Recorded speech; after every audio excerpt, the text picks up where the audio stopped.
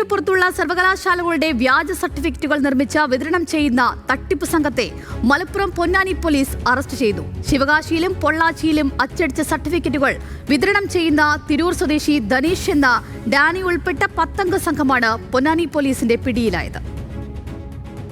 ബിരുദം, ബിരുദാനന്ത ബിരുദം, ബിടെക്, ഉന്നത വിദ്യാഭ്യാസം പൂർത്തിയാക്കിയാൽ കിട്ടുന്ന ഏത് സർട്ടിഫിക്കറ്റും കിട്ടും ഈ റാക്കറ്റിന്റെ പക്കൽ നിന്ന്. എല്ലാം വ്യാജൻ.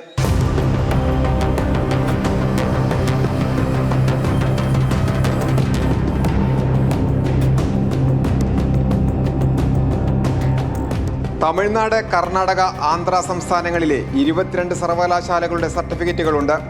ഇവയ്ക്കെല്ലാം നേതൃത്വം നൽകുന്നത് കുറഞ്ഞ കാലം കൊണ്ട് സമ്പന്നനായ തിരൂർ മീനടത്തൂർ സ്വദേശി ധനീഷ് എന്ന ഡാനി. ഇയാൾ ഉൾപ്പെടെ 10 പേരെയാണ് പൊന്നാനി പോലീസ് വിവിധ ഇടങ്ങളിൽ നിന്നായി അറസ്റ്റ് ചെയ്തത്.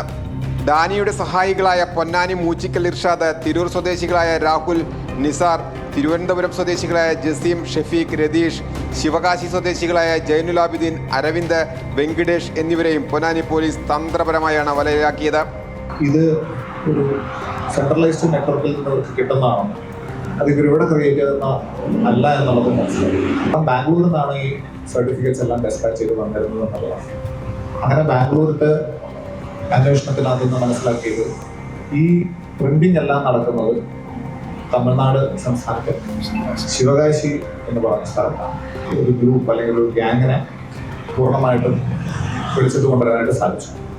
സർട്ടിഫിക്കറ്റുകൾ മാത്രമല്ല, വ്യാജ മാർക്ക് ലിസ്റ്റുകളും റാക്കറ്റിന്റെ പക്കലുണ്ട്. ആവശ്യങ്ങൾക്കനുസരിച്ച് വിലയിൽ വ്യത്യാസം. 3 വർഷ ബിരുദ സർട്ടിഫിക്കറ്റ് 50,000 മുതൽ 75,000 രൂപ വരെ. ബിരുദാനന്തര ബിരുദ സർട്ടിഫിക്കറ്റിന് 1 ലക്ഷം, ബിടെക്കിന് 1.5 ലക്ഷം. ഒരു സർട്ടിഫിക്കറ്റ് മാത്രമല്ല, ഓരോ സെമസ്റ്ററിലെയും മാർക്ക് ലിസ്റ്റുമുണ്ട് വ്യാജൻ.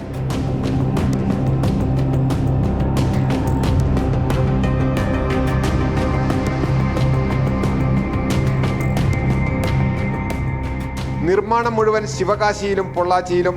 നിർമ്മാണത്തിനുള്ള ആധുനിക പ്രിന്റർ, സർട്ടിഫിക്കറ്റുകൾ ഡിസൈൻ ചെയ്യുന്ന ഡെസ്ക്ടോപ്പ്, ലാപ്ടോപ്പ്, വ്യാജ സീലുകൾ, ഹോളോഗ്രാം എന്നിവ 2 ഇടങ്ങളിൽ നിന്നായാണ് പൊന്നാനി പോലീസ് കണ്ടെത്തിയത്.